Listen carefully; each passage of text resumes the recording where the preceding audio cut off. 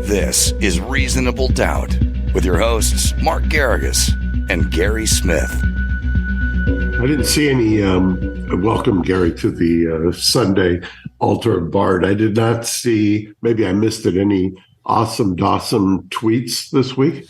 I haven't been following that carefully. The Twitter limit has been plaguing me the last few days.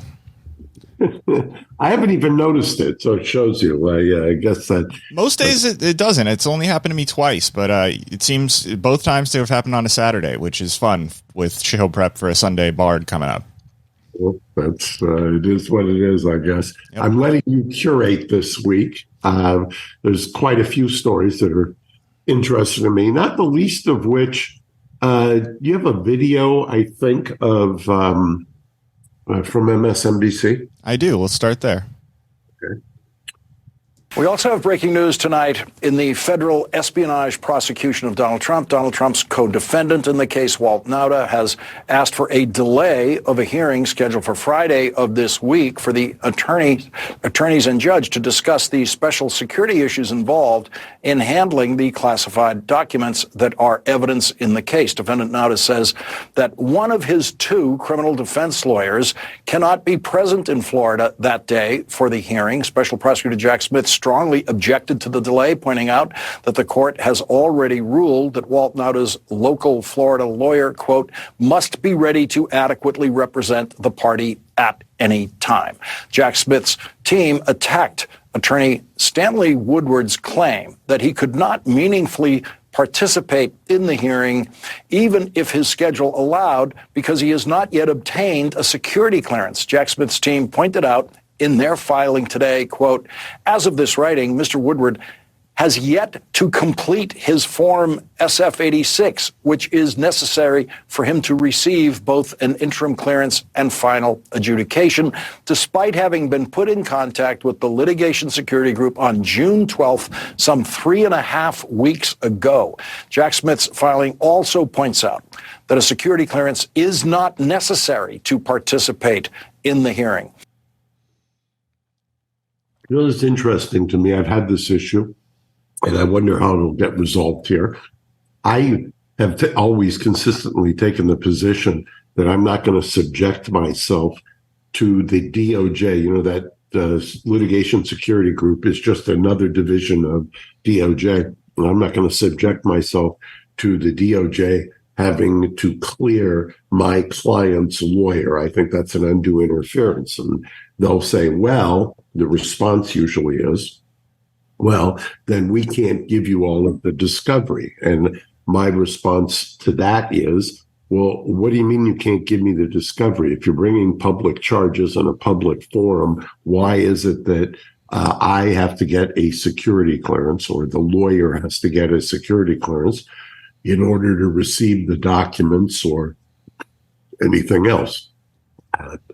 The one time that I'm aware of, I'd love to know if research it again. I haven't done it in about 15 years, but for this specific issue, I had a case involving my client was a co-defendant with somebody who was, I don't know, number 2 or 3 in the CIA.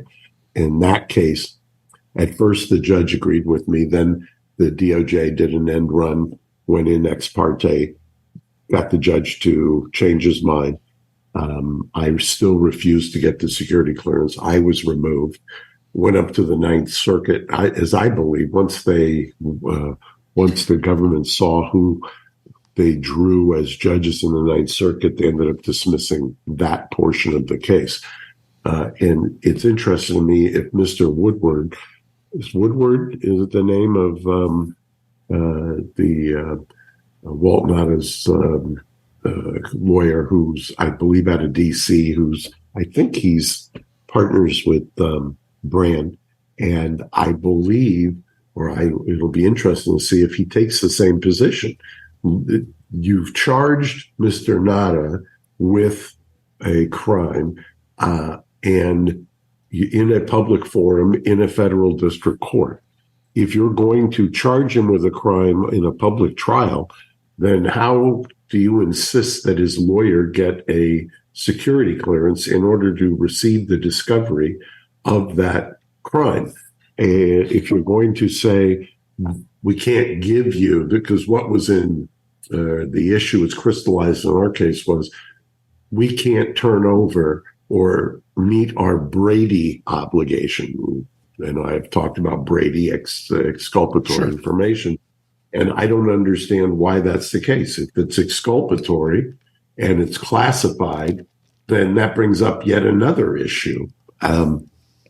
Who's doing the culling through the classified information to find exculpatory material in order to feed it to you, so to speak? So I don't know if there's been any. I think that was a Thursday airing, and the appearance was on Friday. Do you know if the Friday appearance got moved? I do not know. I can look into it if you want to go on to another story here, but I don't know for sure. Okay, let's. Interesting issue. It'll be interesting to see whether or not he does. Walt Nauta's lawyer does in fact get the security clearance, or whether he takes that up as an issue. Yeah, you make a very good point, because it does seem like that's putting undue burden on the attorney to do something that, they may not want to do. Let's stick with Trump lawyers here and move on to one of his former attorneys, and someone who we have spoken of on this show in years past with a lot of reverence and adoration, and that's Lin Wood, who got into the Trump world and started having some questionable positions that he took, and he has now decided to retire from practicing law, and he has come out and blamed Satanists in the Georgia bar for causing him to give up his law license.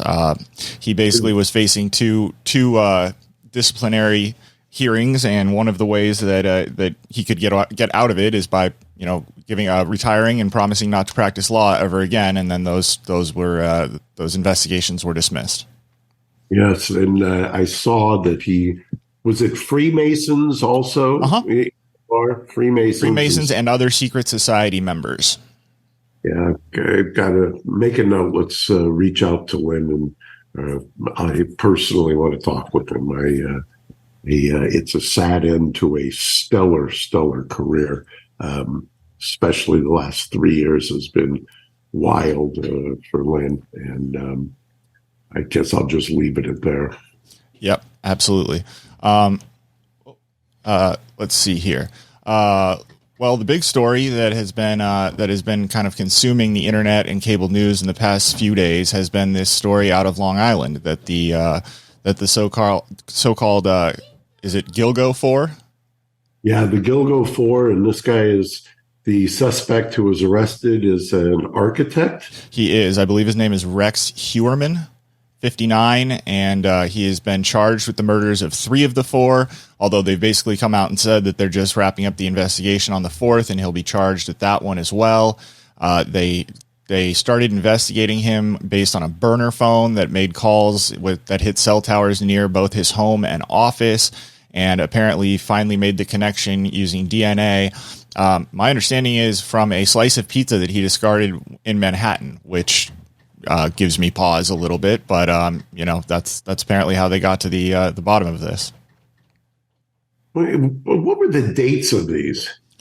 They were spread over some time. Let me see if I can figure it out here. It's been a while.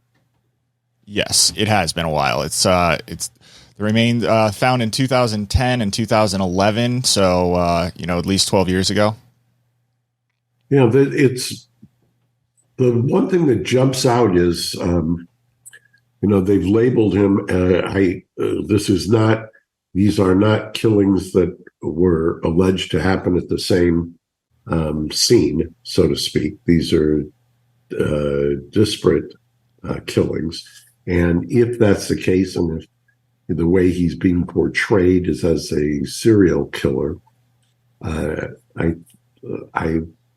first kind of thought that I have is, I wonder if the authorities think that there are connections to other murders or abductions in the time since. Do we have any speculation on that? Well, I know that they're focusing on 10 or 11 total sets of remains that were found sort of in the general area, as it is being referred to as the Gilgo Four, but it seems that investigators are trying to tie him to many of these other sets of remains that have been found over the course of time. That would be more consistent with what normally law enforcement would be doing in this kind of a situation. I think they would. There must have been something around these particular ones that triggered the arrest for these, as opposed to, or maybe because they thought or were speculating that there was going to be. They were trying to prevent some kind of imminent harm as well. Yeah, it's if their investigations are to be believed, it's really a very grim story that involves not just it seems to have spanned the gambit. There were many that were young women who were apparently sex workers, but then there was also a man and a toddler, and it's just it's really a grim story. Yeah, and I suppose that the true crime is as popular as ever, but this is seemingly a professional man, lives in a community not exactly who you normally would associate with this kind of crime, although I don't know that there's anything normal that you can ever say about who the suspect is or is not. Any other details that jumped out at you? There's been a lot spoken about his tax troubles. He's apparently been hundreds of thousands of dollars in tax debt and has been involved as a result. It's been suggested in several lawsuits that he's filed accusing drivers of injuring him in car accidents, hitting him with their car in some instances. He apparently has lived in the same home since he was born. It was his parents' home, and he then has stayed there. And he's apparently been married for nearing 20 years and has 2 children. So when you say not the profile of someone you would expect, I sort of agree with you. It's also been pointed out that he has permits for over 92 guns, which I don't know that necessarily means anything, but it's a story that's been reported and certainly something that police will be looking into, I would imagine. Yeah, it certainly has kind of captured the internet fancy, hasn't it? Yes, it has. All right. So another story that is certainly timely, and this one I have an image for, is that the Fifth Circuit in Louisiana has halted the order to stop President Biden and his administration from conferring with social media companies. It was a very short, only 3-sentence order, but yeah, there you go. It reads, "It is ordered that this appeal is expedited to the next available oral arguments calendar. It is further ordered that a temporary administrative stay is granted until further order of the court. It is further ordered that appellant's opposed motion for a stay pending appeal is deferred to the oral arguments merits panel, which receives this case." So this is interesting. Now, this is would be the next stage of what we discussed last Sunday. The order that came out of, I believe it was Louisiana. Yep. And judge had some rather caustic language for what was happening or the evidence before him as to what was happening between the executive branch and social media companies.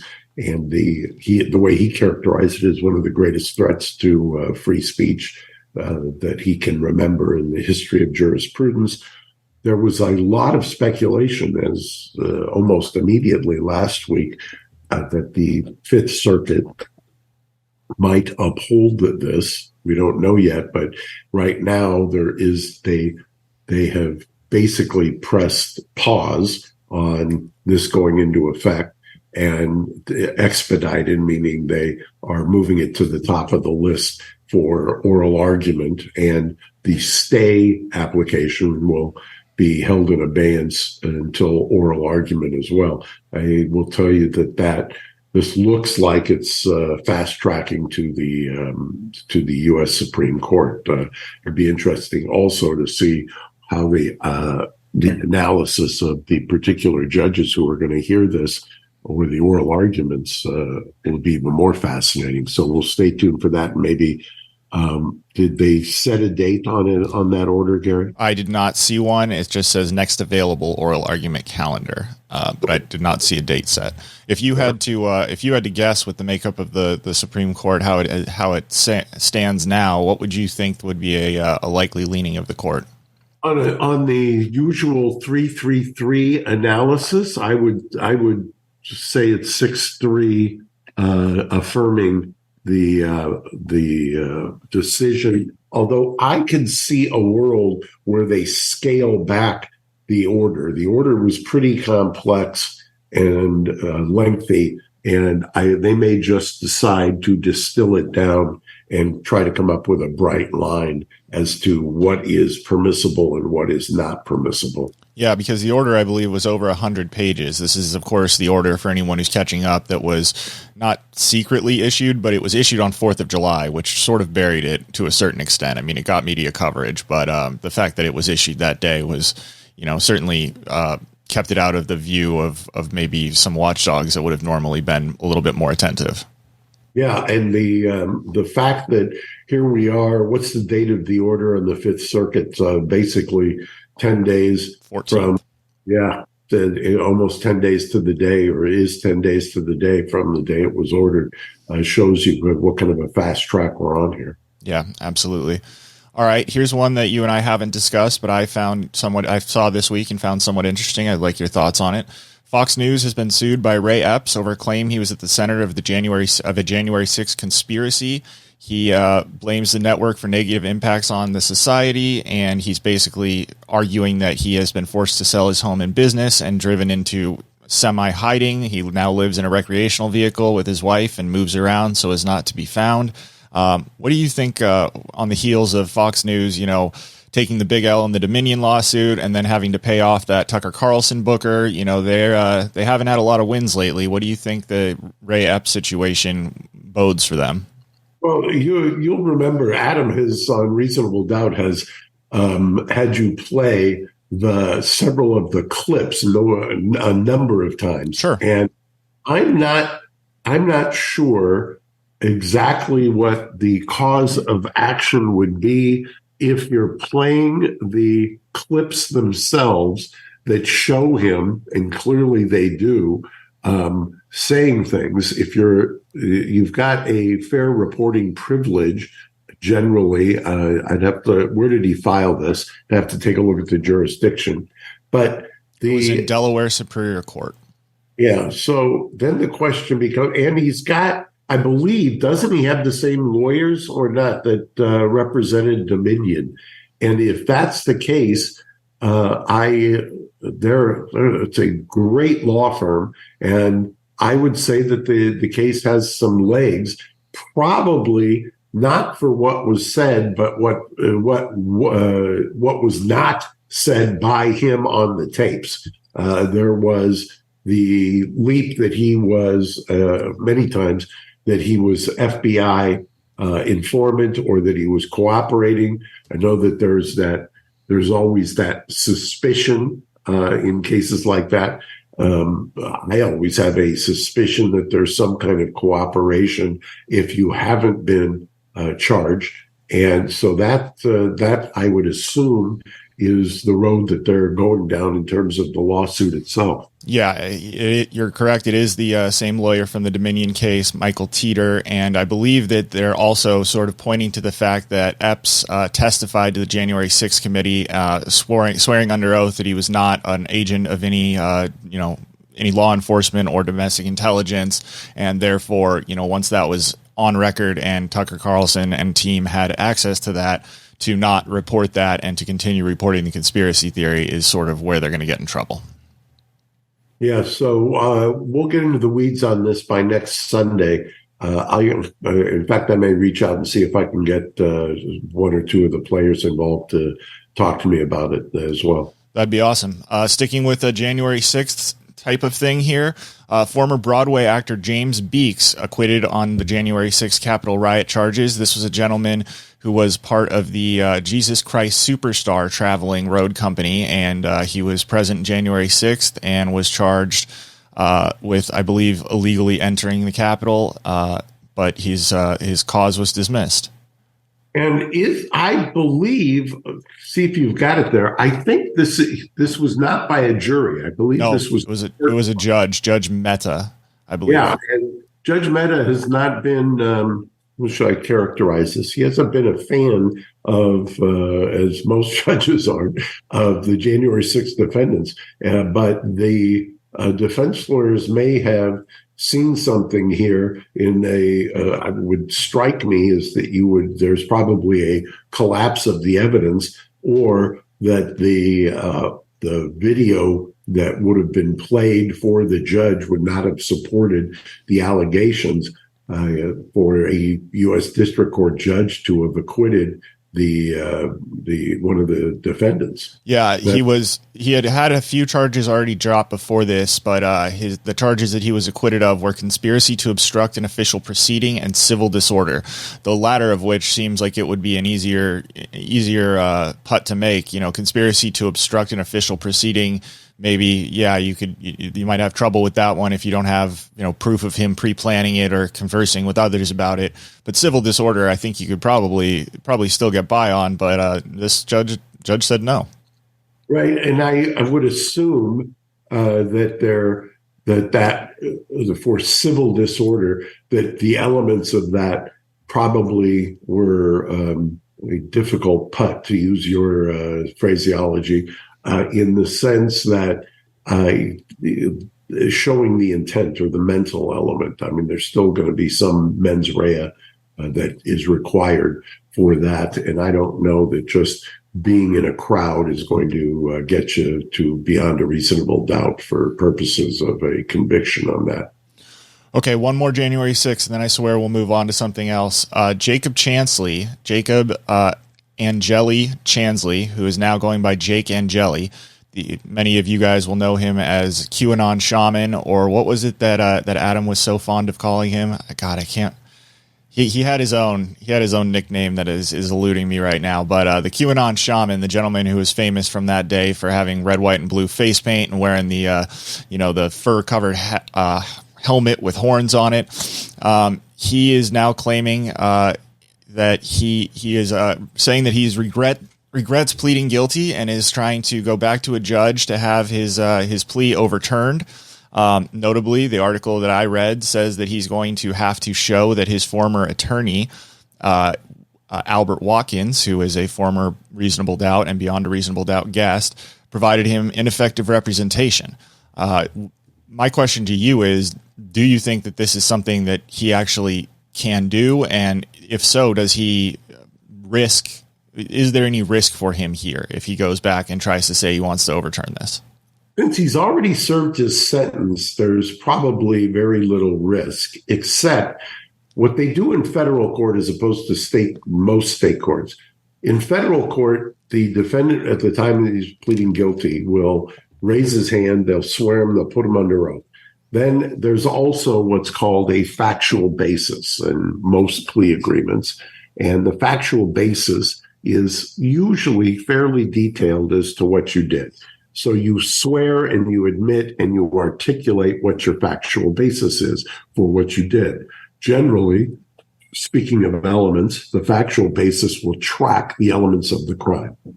So for whatever crime that you plead to, the various elements will be articulated by the defendant. Then in most federal courts, the judge will also inquire about the lawyer and your representation, and will ask you, did you in fact discuss this matter with your lawyer? Were you honest with your lawyer? Did you give him all the facts and as you know them? Did you discuss it? Did you get adequate advice? Are you comfortable and satisfied with the advice that you got? So in order to get around that, you don't want to be on the horns of a perjury. You're going to have to say, there is material that my lawyer didn't receive or should have through due diligence received that exculpates me, and I was misled or under the impression that I didn't have a adequate defense. I think that's where he's headed, because you may remember that when some of the January 6th material was revealed, there were videos of him being led around the Capitol. Do you remember that? I do. That was some of the video that was played by and released by the Tucker Carlson program, and a lot of people said that was cherry picking, but it's hard to argue the fact that basically there were uniformed officers kind of walking with him, sometimes opening doors for him or opening doors before he got to them. So that video certainly did not look good for those officers. Right, for the officers. And if that was not provided at the time, or if his prior lawyer or prior guest falls on the sword and says, look, it may have been provided, but I never saw it. There was just too much material for me to go through, and I was ineffective in essence. Then you've got an argument for IAC, ineffective assistance, and to set aside, or in the alternative, if it wasn't turned over, then you lay this at the feet of the prosecutors, and then a judge has got to decide whether or not. And usually, what happens in the federal district court is the application under 2255, which is the writ of habeas corpus, is sent over to the magistrate, and the magistrate will either do a hearing or make certain findings, and then issue a report, which will then bounce back to the district court judge. Yep. Well, that'll be interesting to see if he's effective there, because when we spoke to his attorney, I found him to be more than competent. He seemed very lucid and like he was, representing his client adequately. But like you said, he could have been buried in discovery. There, if they did in fact dump all of that video footage, his attorney presumably does not have a team the size of Tucker Carlson tonight to be able to dig through and find whatever little piece might help. So we'll watch out for that.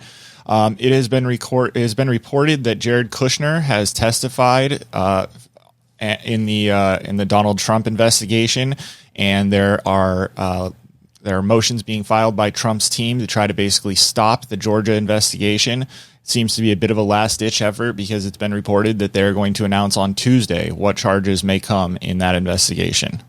Yeah, we may do a breaking news on Tuesday, reasonable doubt. If what is, people always say the government never leaks, the government never leaks. Who do you think's leaking this stuff? It's certainly not the witnesses who were in front of the grand jury. And I've heard also that Jack Smith and the special counsel has ramped up their version of this as well, because their investigation and what's being leaked out of that is that it's more expansive than just Georgia and includes other states like Arizona and Pennsylvania. Yeah, absolutely. Well, we may, like you said, we may have to do something special on Tuesday, so we'll keep an eye there. Jewelry is having a big moment right now, and with hundreds of products popping up in your feed every day, it can be hard to find a brand you trust. Alex and Ani has been creating meaningful jewelry for over 20 years, designing pieces that connect you with all of life's important moments. With an emphasis on value, there's truly something for everyone. You might be most familiar with their signature charm bangle. This bracelet literally created the category of meaningful jewelry and had you stacking charms from your wrist to your elbow. This piece is an icon for a reason. Completely size inclusive, each bracelet is adorned with a symbol designed to tell your story and express your unique style. Beyond the bangle, you'll find stylish, affordable jewelry for every occasion, from classic pieces to bold statement looks. Don't know where to start? Alex and Ani makes it easy to unpack the trends you're after and sprinkle in your personality too. Each piece comes with a personalized message and meaning, truly making it the perfect gift. You can take comfort in knowing that you're shopping with a socially conscious brand as well. To date, Alex and Ani has donated over $60 million to nonprofits worldwide, connecting fashion and philanthropy in an easy, fun, affordable way. Visit alexandani.com right now to discover the confidence that comes with a perfectly accessorized piece of jewelry.